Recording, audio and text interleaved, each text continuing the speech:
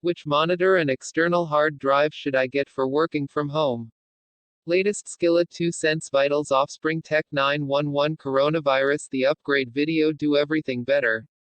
African American Museum removes. Apologizes for whiteness chart on its website after barrage of conservative tears. Tech 911 Do you have a tech question keeping you up at night? We'd love to answer it. Email david.murphy@lifehacker.com with Tech 911 in the subject line. Previous Next View All. If you've previously had all your tech needs handled by your company, but they've since sent you off to work from home with little more than a laptop to your name, it can be a jarring transition.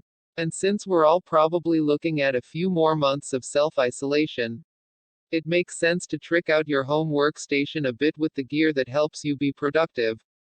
Hi there, I am a first-time WFH person and need to run Excel spreadsheets and Bloomberg on my laptop as well as log into the cloud, etc. Nothing super serious, but my Apple MacBook Pro is not the best for handling this.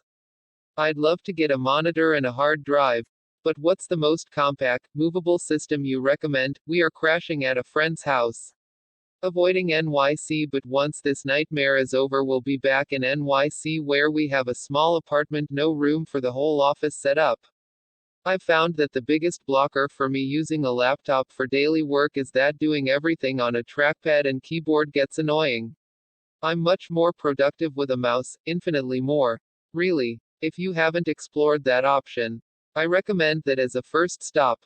I spent 3 years reviewing monitors for Wirecutter, and I'm confident saying that the smallest display you'll probably want to get is something around 24 inches in size.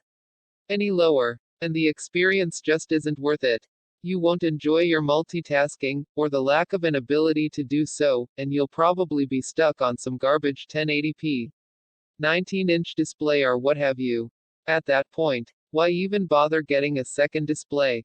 When you're shopping, my recommendation is to shoot for a 24-inch 1920 by 1200 display at minimum. Why not 1080p? You get more real estate on your screen, 120 pixels to be exact, and that will make a difference when you're suffering through spreadsheets or taking a quick procrastination break to read the news. A 1080p display might save you money, but I don't think the experience is worth it.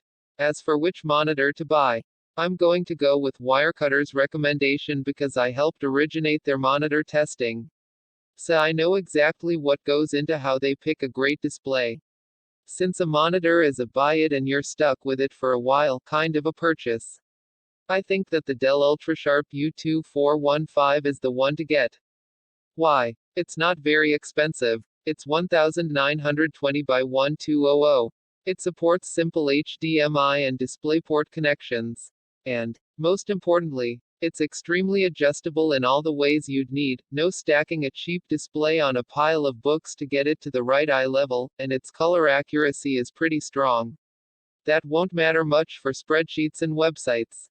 But if you feel like watching some YouTube, playing some games, or firing up a movie on your new monitor, it's great. Also, the monitor's speedy USB 3.0 ports should pair nicely with your MacBook Pro's USB-C connections, if it has them. And will also give you great speeds for the external storage you want to buy, if that's USB 3.0. 2. Onto that, I don't actually have any solid recommendations off the top of my head. Simply because I haven't used an external hard drive since, gosh, probably 7 or 8 years ago. I get nervous about small hard drives you move to and fro, because one accidental trip to the floor could mean the end of your data. So, instead, I park all my archived stuff on a QNAP NAS box and use larger flash drives for any day-to-day data needs. A NAS box is undoubtedly overkill for your needs, but a flash drive, well, you can get a 256 GB USB a flash drive for around $50. That's 1/4 of a terabyte that you can carry around in your pocket, not too shabby. And much less bulky than an actual external or portable drive of some sort. You'll probably need a USB-C adapter for your MacBook Pro, assuming it was purchased within the past few years. But that should hardly run up the cost much. Photo, backblaze. It'll cost you a monthly fee and eat up some bandwidth. But it's a lot better than losing the critical contents of your external drive at an unfortunate time. So, that's my advice. If you don't need a lot of space, but just want some handy, portable way to store a decent amount of files, get a speedy USB 3.0 flash drive.